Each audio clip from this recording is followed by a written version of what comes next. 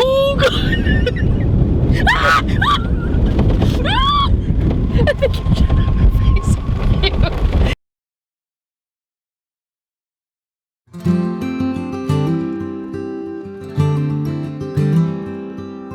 There is a brick in that corner with the date 1877. I personally am not climbing up to see. You can.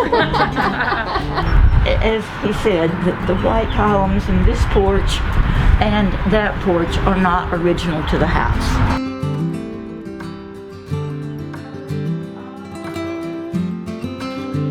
We had 39 trees last November and December in the mansion here, specially decorated for Christmas. We would have had 40, but somebody let us down.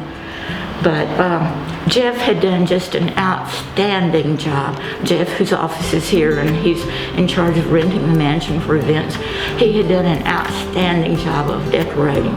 And we recently had some gifts from a local attorney, Ronnie Montgomery, and his wife Sandy, who gave us lots of furniture and little things. So we're very grateful to Ronnie and Sandy and other folks in the community who've given things.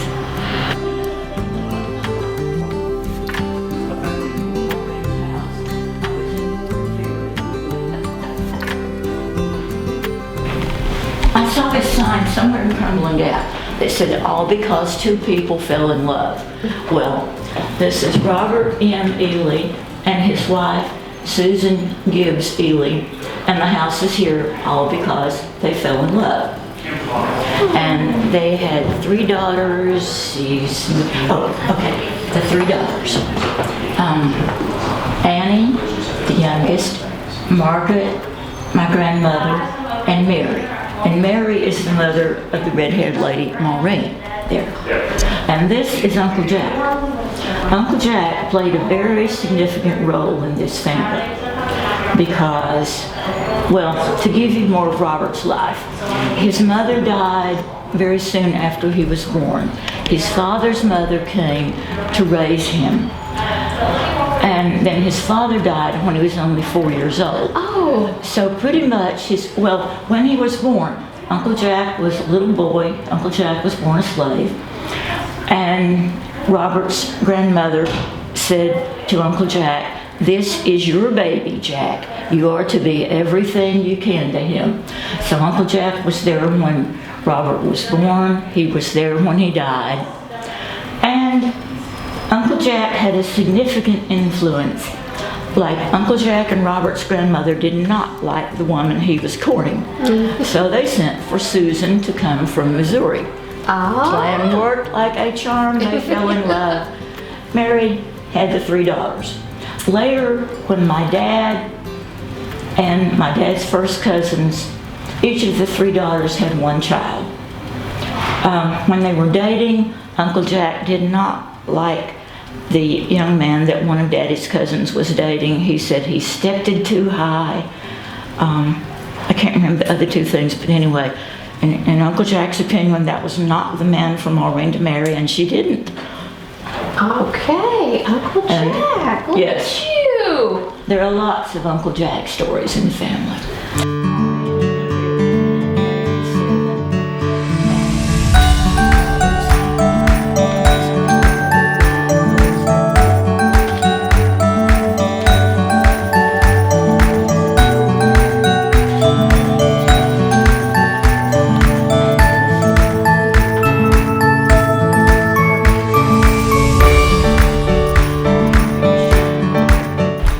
Susan and her second husband had 1 son, James O'Neill Taylor, who we called Uncle Neil.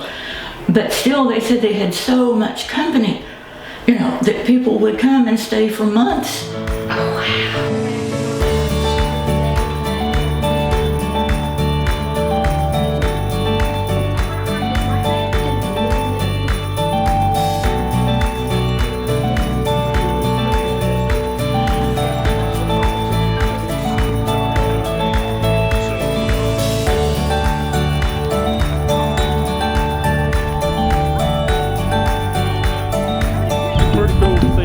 That's not normally something a lot of the visitors get to experience.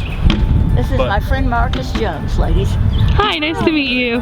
And I'm Joanie, and this is my daughter Jenny. Jenny. Nice to meet you. So, David, who's the gentleman on the left, he's our fort manager. He's the educational spec 2 here. And then the gentleman on the right is Noah Smith. He's one of our volunteers. So we've spent the last 2 weeks. You probably can't see the back wall, but we've got about 240 seaters. So we've got approximately 160 of them in. So we're redoing all the palisades around the fort. The original wall that we're taking out's been there 16 years. So these are all considered to be temporary buildings. A more permanent style, like the cabin that's out at the parking lot. Shoot-off cabins where it's going to shed water a lot better. Shingles are going to be a lot smaller. Here, they're just throwing something up to get it up quick to give us some protection. So the logs are left round, cut down right where they stood. So all this would have been an old Indian field. The trees being a lot smaller. If you'd be out in the woods, the trees was so large, it ain't something you want to be handling to build the cabin. So smaller trees, just saddle notched to put them together, daubing in between the logs to keep the weather out and the mice and snakes and everything else the best you can. But the shingles are held on with weight logs just to keep the shingles on, because they're not going to waste a lot of iron in a temporary building. Iron's very hard to come by. Wood is very plentiful. They got more wood than they know what to do with. They're burning it off just to get rid of it. And so that's one thing we use for fuel in the blacksmith shop too. But and so that's the reason they look like they are. They're short. If you would like, we can step around through here where we can find one we can open, and you can see how short they are. We can talk about that. This was a family's fort. This represents Bryce Martin's cabin, which was Captain Martin's brother. So that's what this cabin is. And you can see, they're short, and its headroom, short in the doors, and a lot of people think people were shorter then. That's the reason you see shorter doors, but that's not the case. They was tall, short. Martin was 6 foot. Horde was 6'2". Oh my goodness. So they was tall men. But logs are heavy. The higher I build the door, the higher I got to build this roof. And so I can bend down for just a second to go in. Once I'm in the roof line and got plenty of room. So there's no reason to go any higher, especially in a temporary standpoint. So even in more permanent homes, they still kept the doors a little shorter just because logs are heavy. But you can see the shingles, as we were talking about, they're held on with the weight logs. Up there, these are oak shingles. You can use white oak, red oak. I prefer white oak. Red oak does just as good. A lot of people think of cedar shakes today, but oak would be the preferred because it splits easy. And so the daubing in between the logs is nothing but clay and straw. Some places where you see this darker, that's dried horse manure in it. They're using that just as a finer fiber to bind it together. But it is dried. We're not going out in the field and messing with it. Just remember, on most occasions, there's always work to do on there. There's never any. So we get about 10 years out of these roofs before we have to replace them. Okay. These are needing replaced now. We've replaced five last season. We split every shingle ourselves and put them on, just as they was doing. The difference was they had, 17 men working, and they can accomplish it much faster. There's 2 or 3 of us usually, unless we got volunteers, and we've got one out there today helping.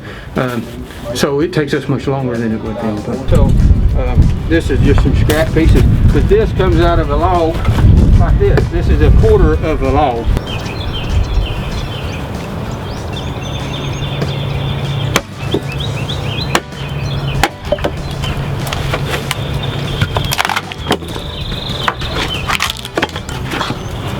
And we just keep going.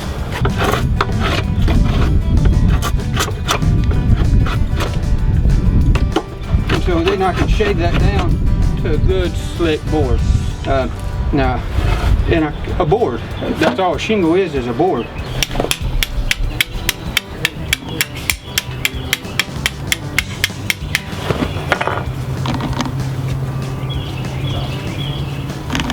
So those sparks that was just falling off there, I gotta try to catch one. This char cloth, I don't know who made it, don't know what it's made out of. You want natural fibers, it works a lot better.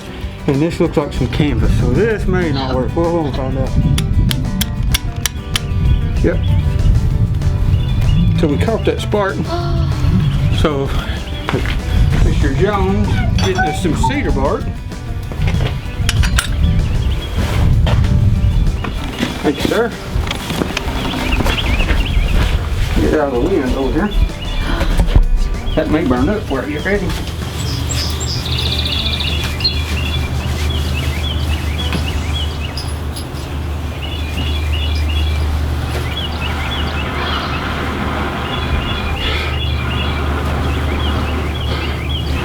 Oh my gosh. There you go. Oh my gosh. And so that's our heat. And so all I would do now would be lay this in my forge, pile charcoal on it, keep giving it oxygen, just adding bigger fuel until we get our fire. And so I found out I can build a fire easier this way than I can with all these modern things. It's just what you get used to. And so, you know, we say it's harder than it is now. You know, earlier you were talking about you didn't know if you could make it. But it's all they knew. It wasn't, they thought it was hard. It's just all they knew. So how often do you burn your hands when you do that? My hands don't burn anymore. Oh gosh. He also can't feel heat because his fingers. It's, Oh my god. Oh my gosh. they don't, I've been forging for so long, you don't. I got a bad cut here last year, 2 years ago. And I was out here and I thought, well, what would they do? You know, I want full experience, you know, not that the state or anything. I want full experience so I can talk from experience. I thought, what would they do? And well, the first thing came to my mind, they'd cauterize it. Now, I don't think they would. But anyway, that's what came to my mind. So I came in here and I heated me an iron and I cauterized it. I cauterized it 3 times before it quit bleeding because it was pretty bad. And you know, everybody else was screaming enough for me. I didn't have to scream. But I found out they wouldn't cauterize it, not in the way I was doing. You know, the movies show one thing and actuality is another. And so, but you don't know till you try. But what I did, we went up here to the walnut tree. We got thinking about it and talking together. We got walnuts, the hulls of them, squeezed the juices out of it, and it quit like that. Wow. The iodine, or whatever you want to call it, in it, stopped it.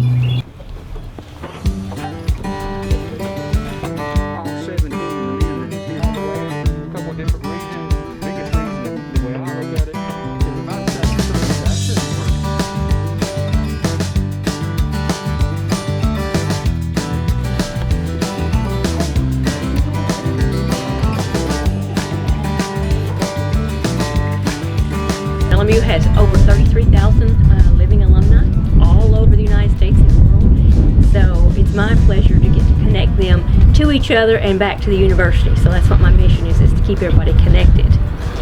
And of course we have done a fabulous job prior to COVID where we had to learn how to do it virtually, but that's working out well too. We have at least an event a month.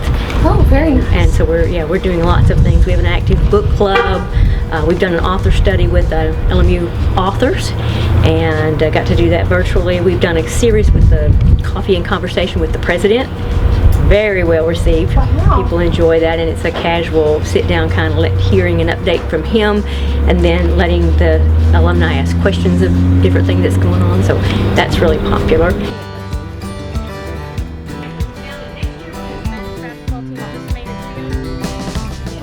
So this is our museum. It was built in the 1970s, but the LMU collection actually spans far further than that. It began to grow in the 1920s and particularly in the 1930s and 1940s with one of our presidents and one of our former instructors, Gerald McMurtry. And in fact, that's one of our main exhibits that we have when we reopen is our McMurtry area. We are currently closed. We will be opening hopefully in October for homecoming. We're adding on 2 new galleries. We are putting in a children's learning lab. We have new areas for research. And so it's lots of exciting opportunities. This is the 3rd largest Lincoln collection in the country and as a result of that in the world. This is kind of like that thing on Clarice.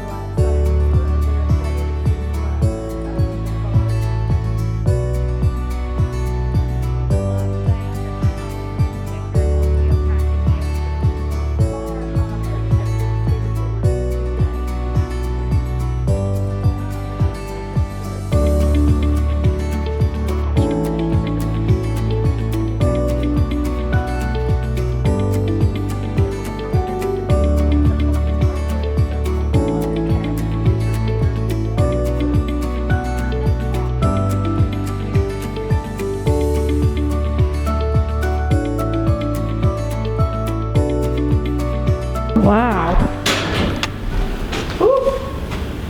And the wall opens, so it's actually twice as wide. So our lecture halls can hold 240 students, and then we can open up this wall and you can fit double that. So our students have access to the recorded lecture, so they don't have to come to class if they don't want. Everyone has different learning styles, but if they are here, these have the full technical capabilities that I'm sure you've seen in the lecture halls. So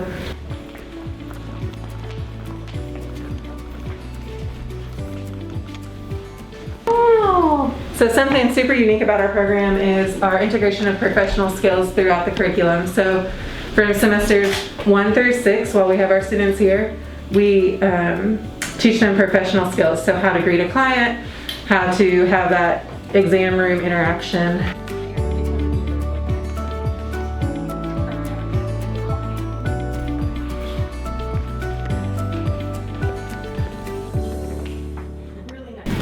So we also built some smaller active learning classrooms is what we call them. We want to encourage group think and active learning so that the students can interact with each other.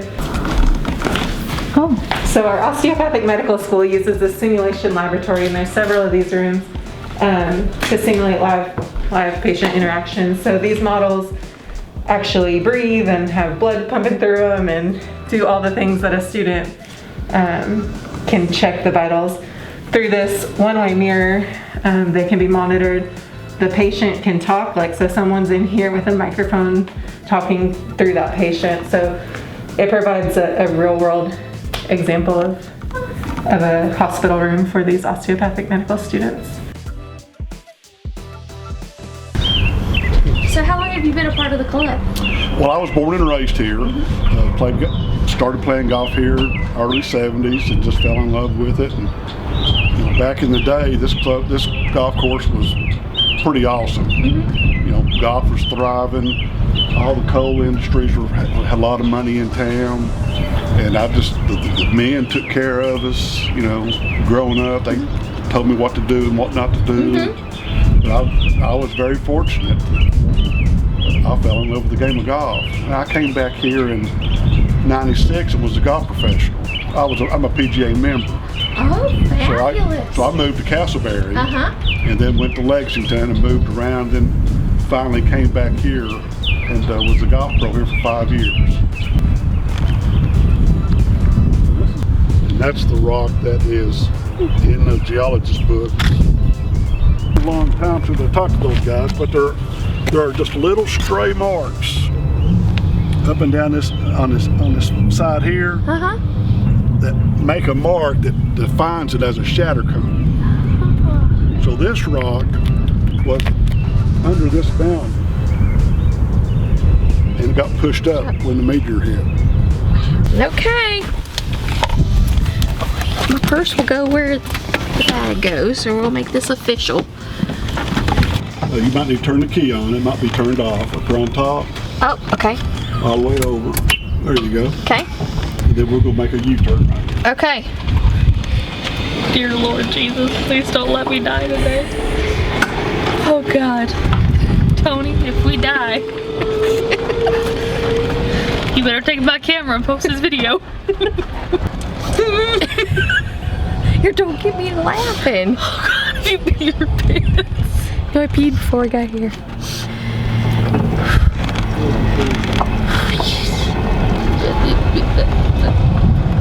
Ready? You're doing good. You're doing so good. Hi. He has his foot hanging out. A swimming pool? Oh God. Don't you? Okay. Oh no no no no no no no no no.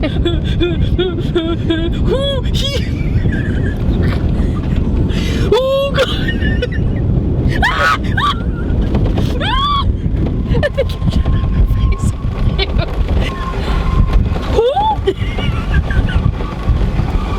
Fine. I'll try to get.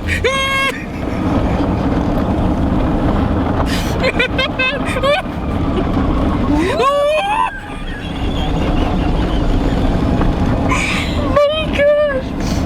Okay. Oh. That's really pretty.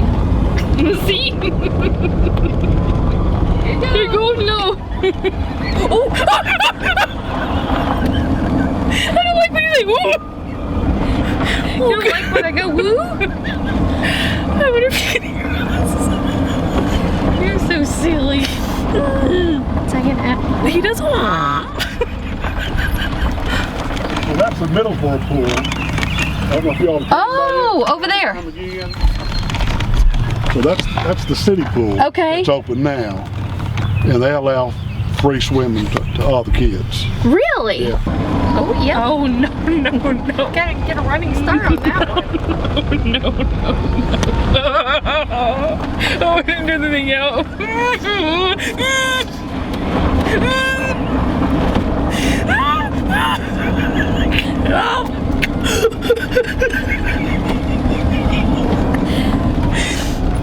Ooh, I better get it. Well, pull up here just a little there. It'll stop for you. Okay. Country Club used to own it. That red pin oak is the oldest in the state by a lot. Oh, wow. Yeah. And I mean that tree is so huge. I'm glad it's still up. I didn't know if they were going to cut it down or not, but that's the largest red pin oak in the state. Oh, it's very hilly. Oh, hi. Is this the signature hole? Oh. Arthur Alexander built Middlesboro just like Middlesboro, England. Wide roads, east to west, and easy access. But when the iron ore went out, boomed, it just fizzled down. Right. Sure did. Their golf cart is on the cart path. Can you see that? Yes. So basic rule is don't park near the green, keep your tires on the pavement, and don't get off the pavement until you leave this tee box. Okay. So you don't want to drive your cart right up next to the green because you don't know if it's wet or it compacts the ground and makes it hard for grass to grow.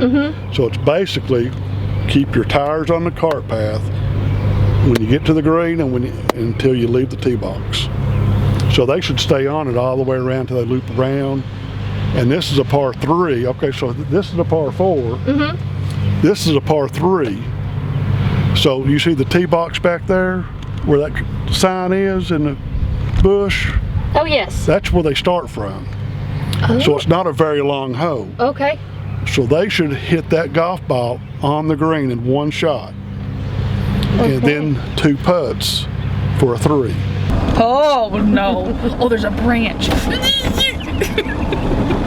Sure. You can imagine you wouldn't have been the first one to run right off that hillside. Yeah, we almost We've had did. several do that. Really? Oh yeah, we had an old man, he played golf all the time, and he just jabbered. This is back in the 70s. Was he okay? Oh yeah, he was drunk.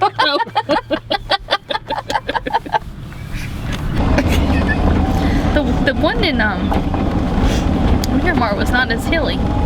This is fun. This is fun. I mean, I know you can't tell with all my but it is fun.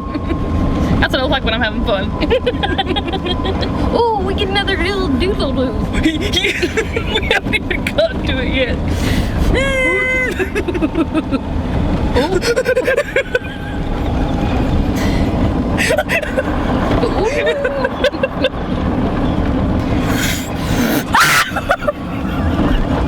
He's gonna stop. I thought it was about to tip over. I think I just burst a blood vessel in my head on that one. I thought we were going to the swimming pool. I thought we were going down. On my side. You're a goofball. I wouldn't just pee my pants, I would have pooped on my pants. Okay. Is he starting again? Oh, yep.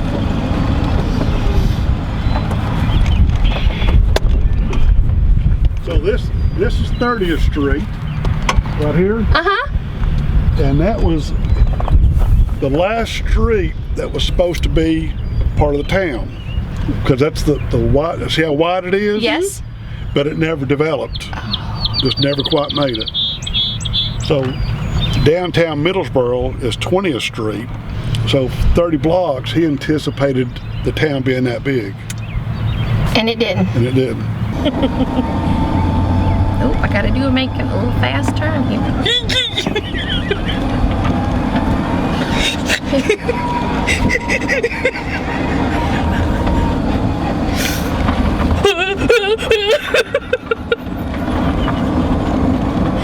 I don't like when my side dips down. You, my friend. Oh God, it's good.